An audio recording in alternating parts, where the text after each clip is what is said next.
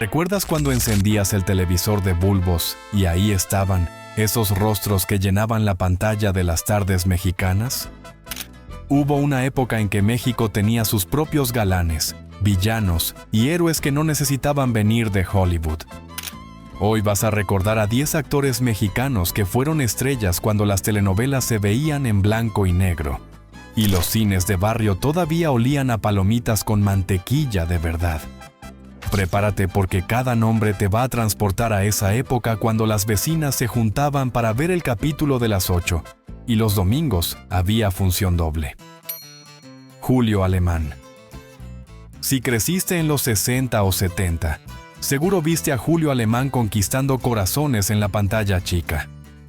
Este galán veracruzano fue el rey de las telenovelas cuando Televisa todavía se llamaba Telesistema Mexicano.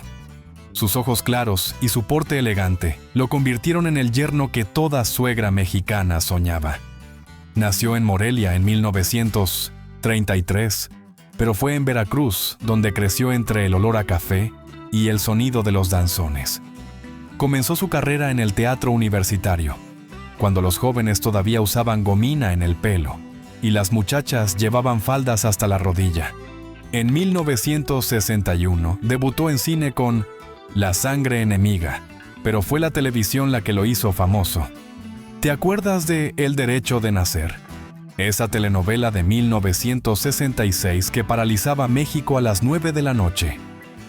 Julio era Alberto Limonta, el protagonista que todas querían y todos respetaban. Las señoras dejaban la plancha a medio terminar para no perderse ni un capítulo. En los mercados se comentaba cada escena mientras se escogían los jitomates. Los niños tenían que acostarse temprano, pero se quedaban espiando detrás de la puerta. También protagonizó Los caudillos y El carruaje, cuando las telenovelas todavía se grababan en vivo y un error significaba empezar de nuevo. En el cine participó en más de 100 películas, desde westerns rancheros hasta comedias románticas. Trabajó con María Félix en La Generala y con Silvia Pinal cuando ella era la reina del cine nacional. Pero algo curioso pasó en los 80. Las nuevas generaciones de productores buscaban rostros diferentes, más juveniles. Julio siguió trabajando, pero ya no como protagonista sino como el padre noble o el villano con clase. Los que vivimos esa época recordamos cuando lo veíamos en los pasillos de los estudios Churubusco, siempre elegante con su saco de tweed, o cuando aparecía en los anuncios de Raleigh, esos cigarros que vendían en las tienditas de la esquina. Murió en el 2012, pero para entonces ya casi nadie menor de 40 años sabía quién era. Enrique Álvarez Félix. Hijo de María Félix y adoptado sentimentalmente por todo México, Enrique Álvarez Félix cargó con el peso de un apellido legendario. Los que lo conocieron dicen que tenía los mismos ojos intensos de la doña, pero con una melancolía que su madre nunca mostró. Nació en Guadalajara en 1934, cuando la ciudad todavía olía a tierra mojada después de la lluvia. Su debut fue en 1965 con la película Lola de mi vida. Las revistas de espectáculos lo comparaban constantemente con su madre, algo que lo persiguió toda su carrera. Pero Enrique tenía su propio talento, especialmente para los papeles dramáticos. ¿Recuerdas la telenovela El Maleficio de 1983? Enrique interpretaba a un hombre atormentado por fuerzas oscuras. Las amas de casa prendían veladoras mientras veían el programa porque decían que daba mala vibra. En los 70 fue uno de los actores más cotizados del cine mexicano. Apareció en películas como La Casa del Sur y El Jardín de la Tía Isabel. Los domingos, cuando pasaban sus películas en el Canal 5, las familias se reunían con palomitas hechas en la estufa. Pero Enrique tenía una batalla personal que pocos conocían. La sombra de su madre era demasiado grande y el alcohol se convirtió en su refugio. En las cantinas del centro histórico, los meseros lo recuerdan pidiendo tequila mientras hablaba de teatro clásico.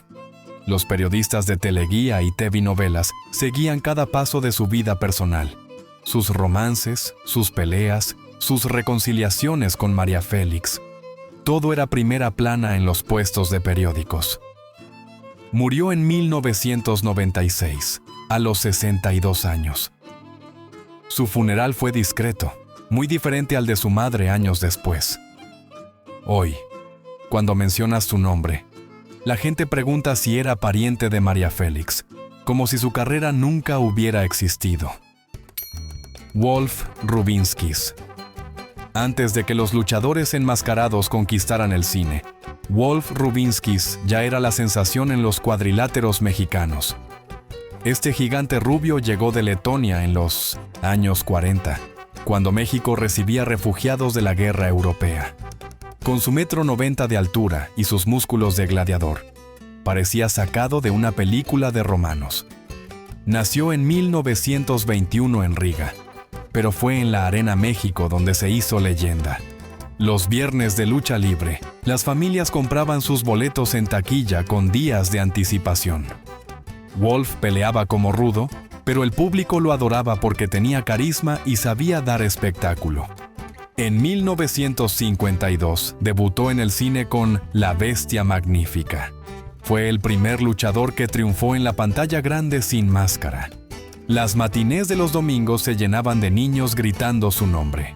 Trabajó con Santo, el enmascarado de plata, en Neutrón, el enmascarado negro. También apareció en comedias con Tintán y Resortes, cuando la carpa todavía influenciaba el humor mexicano. Los cines Olimpia, Teresa y Alameda anunciaban sus películas con carteles pintados a mano. En los 60 protagonizó películas de ciencia ficción tan malas que eran buenas. Títulos como El varón del terror y La nave de los monstruos.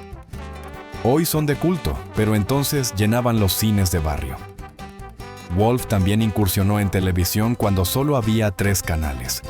Apareció en programas de variedades y hasta en telenovelas. Las señoras lo reconocían en el mercado de Medellín, comprando verduras como cualquier mortal. Se naturalizó mexicano y adoptó nuestras costumbres completamente. Comía tacos de canasta en las esquinas del centro. Tomaba pulque en las pulquerías de Xochimilco.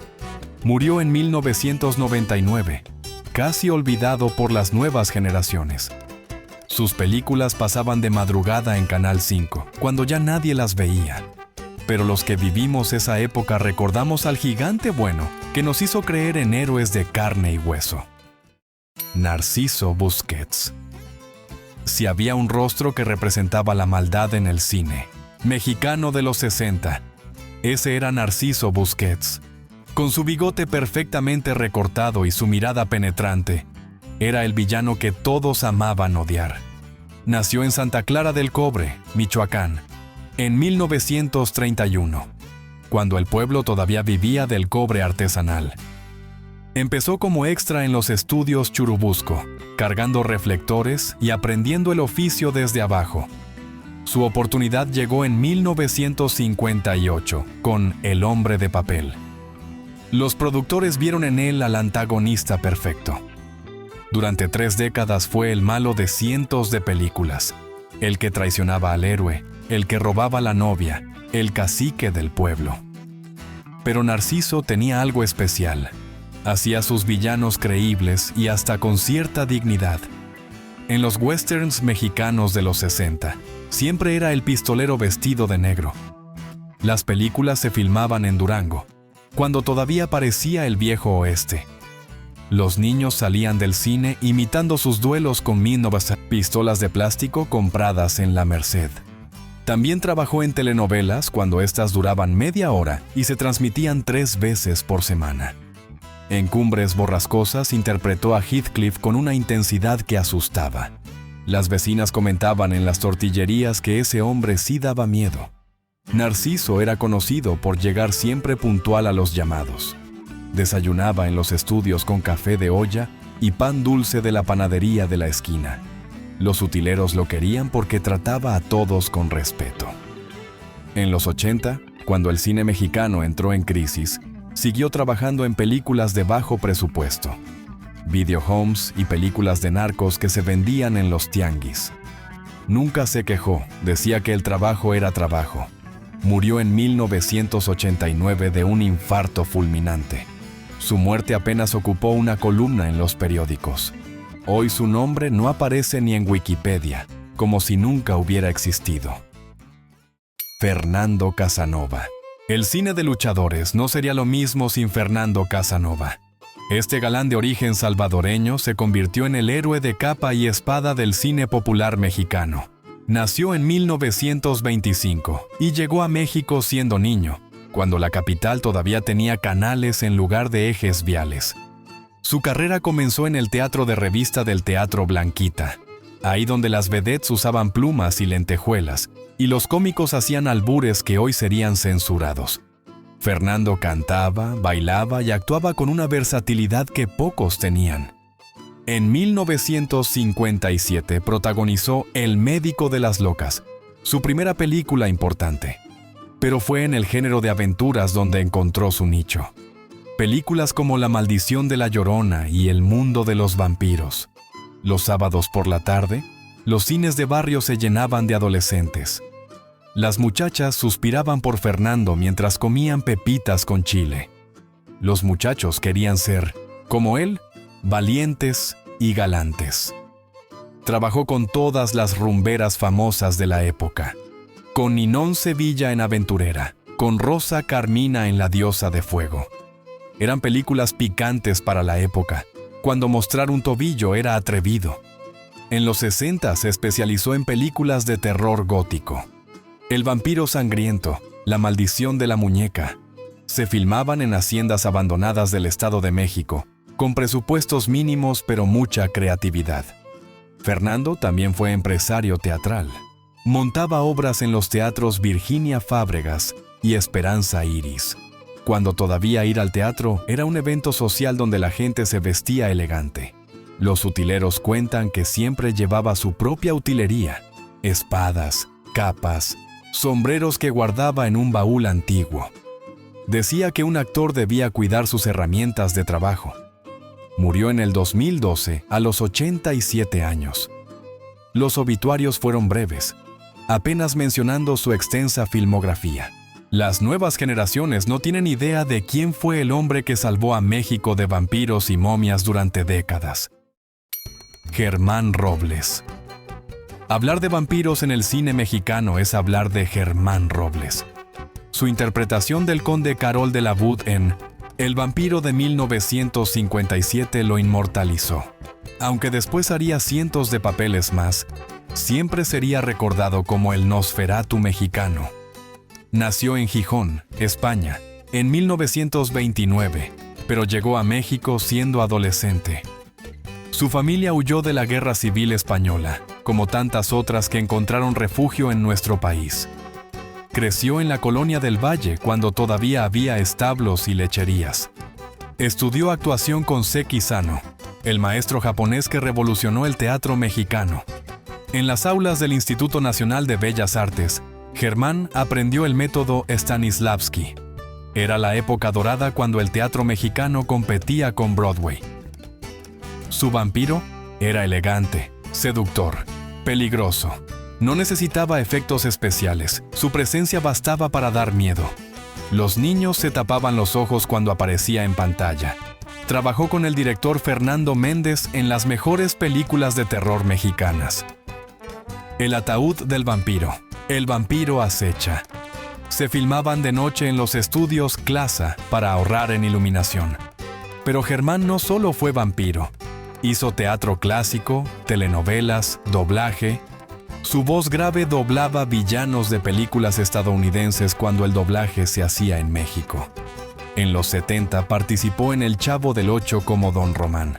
Los niños que le tenían miedo como vampiro ahora reían con sus ocurrencias.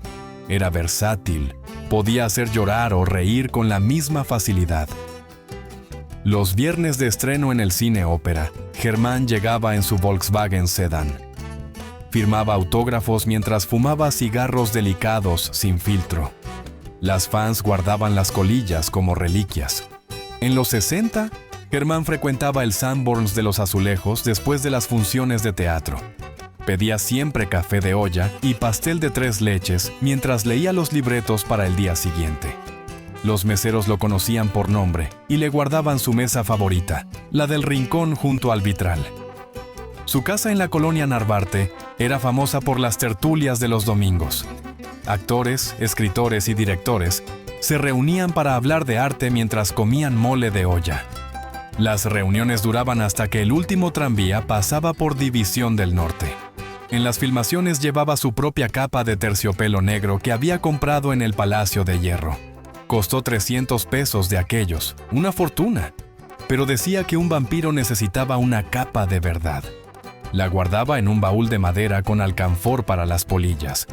En sus últimos años daba conferencias sobre cine de terror. Contaba anécdotas de cuando el maquillaje era engrudo con harina. Los efectos especiales eran trucos de cámara y creatividad pura. Murió en el 2015 a los 86 años. Su funeral fue modesto. Asistieron algunos actores veteranos y fans nostálgicos. El vampiro mexicano más famoso se fue en silencio. ¿Cómo llegó a nuestras vidas? Guillermo Murray. Argentino de nacimiento pero mexicano por elección. Guillermo Murray fue galán de telenovelas cuando éstas definían las tardes mexicanas. Con su acento porteño suavizado y sus modales de caballero, conquistó los hogares del país. Nació en Buenos Aires en 1927 y llegó a México en los 50 buscando oportunidades. Su debut fue en el Teatro de los Insurgentes con obras de Tennessee Williams. El tranvía llamado Deseo con Dolores del Río. Las localidades se agotaban semanas antes de cada función. En televisión brilló en la época dorada de las telenovelas en vivo. Teresa, Gutierritos, El dolor de amar. Si fallaba un diálogo, había que improvisar sin que el público lo notara. Las amas de casa planchaban mientras veían sus telenovelas. En las peluquerías se comentaban los capítulos bajo los secadores de casco. Los maridos se quejaban, pero terminaban viéndolas también. Guillermo tenía una elegancia natural que lo distinguía. Usaba trajes de 3 piezas cuando los demás usaban guayaberas. Fumaba pipa cuando todos fumaban cigarros faros. En el cine participó en melodramas que arrancaban lágrimas. Una mujer decente, El derecho de los pobres. Las señoras llevaban pañuelos al cine porque sabían que iban a llorar. También fue productor de teatro. Trajo obras de Broadway al Teatro Silvia Pinal cuando costaba 50 pesos la entrada. El público se vestía de gala. Era un acontecimiento social. Los tramoyistas del Canal 2 lo recuerdan como un profesional impecable. Llegaba 2 horas antes al llamado para repasar sus líneas.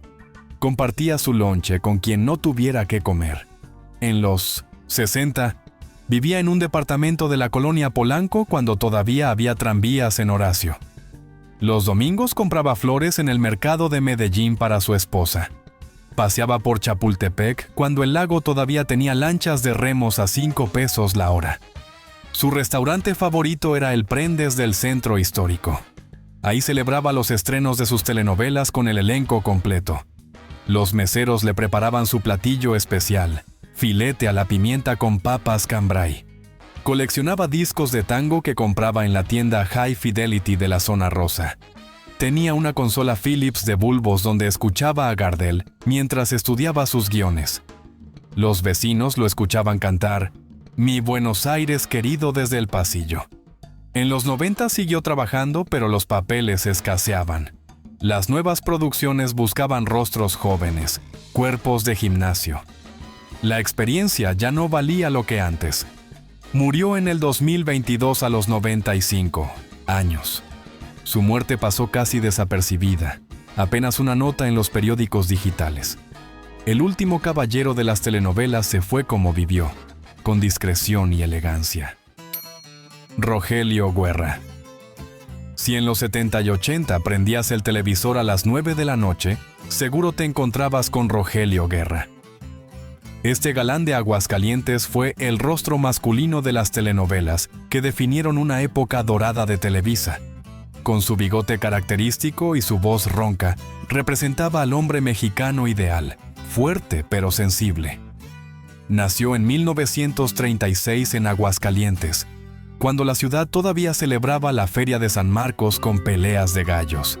Creció entre los portales de la Plaza de Armas vendiendo periódicos para ayudar a su familia. Su sueño era ser torero, pero el destino lo llevó a conquistar corazones en la pantalla chica.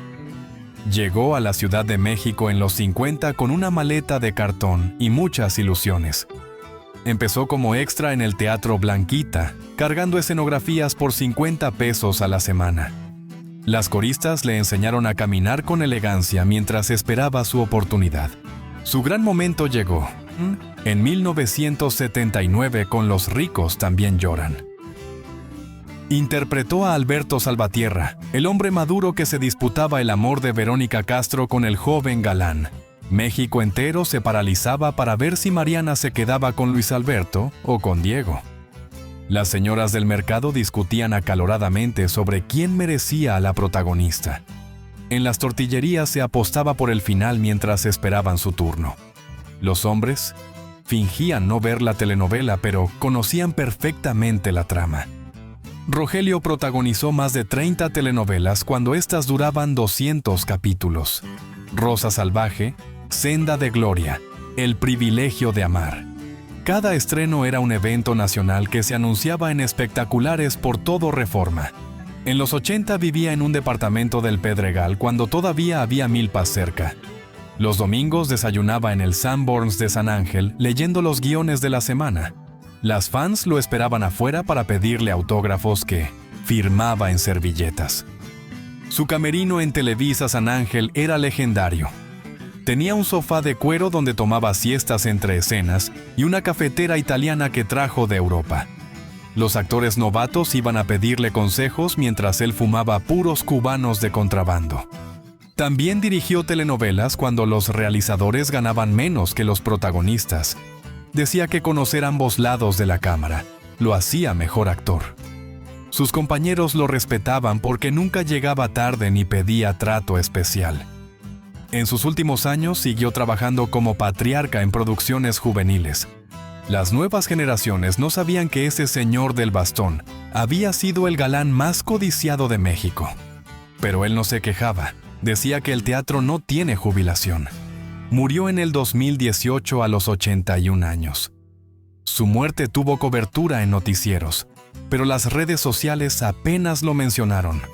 El galán que hizo suspirar a millones se fue cuando las telenovelas ya se veían por streaming. Raúl Ramírez. El cine de aventuras mexicano tuvo en Raúl Ramírez a uno de sus máximos exponentes. Con su físico atlético y su carisma natural, fue el héroe de cientos de películas de bajo presupuesto pero alto entretenimiento.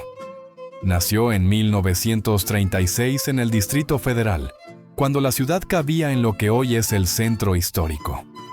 Empezó como doble de acción en los Estudios América. Saltaba de caballos, peleaba con espadas, caía de edificios. Todo sin cables ni colchones, puro valor y necesidad.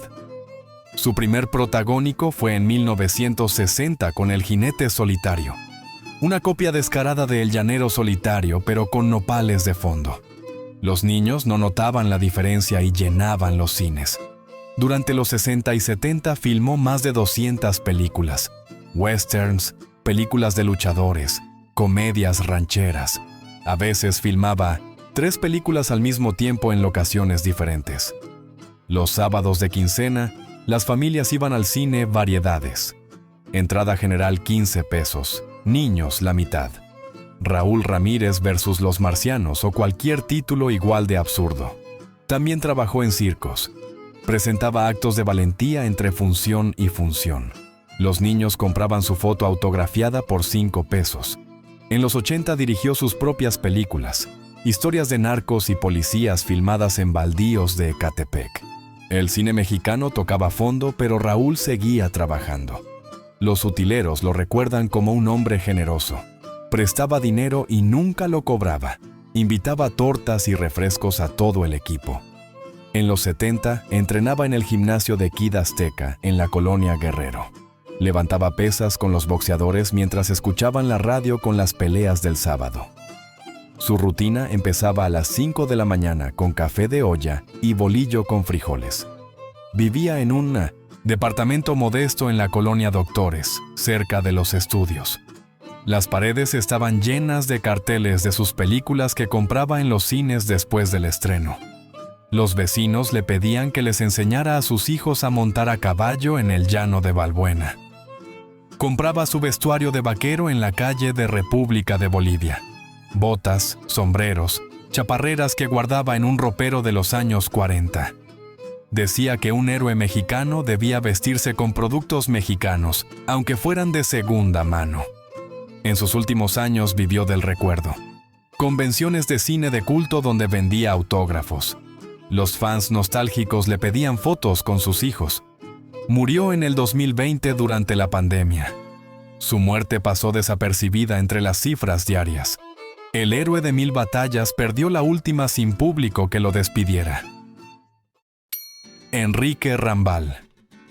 El teatro mexicano perdió a uno de sus grandes cuando Enrique Rambal murió prematuramente.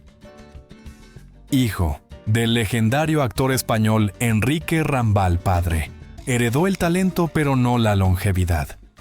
Nació en 1924 cuando el teatro todavía competía con el cine.